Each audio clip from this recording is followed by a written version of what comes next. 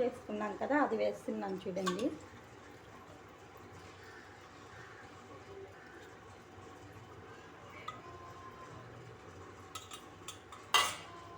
అది వేసుకున్నాం కాబట్టి బాగా మిక్స్ చేసుకోవాలి. సిమ్ టు మీడియం ఫ్లేమ్లో పెట్టుకొని బాగా మిక్స్ చేసుకోవాలి, లేదంటే ఉండలు కట్టేస్తుంది.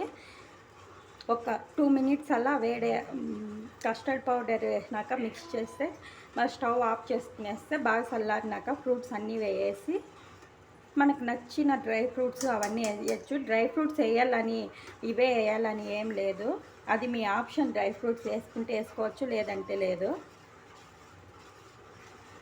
చియా సీడ్స్ కూడా అంతేను. చూసారు కదా, అప్పుడే చిక్కబడింది చూడండి.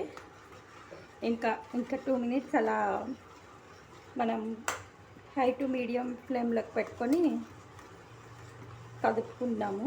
మళ్ళీ స్టవ్ కట్ చేసి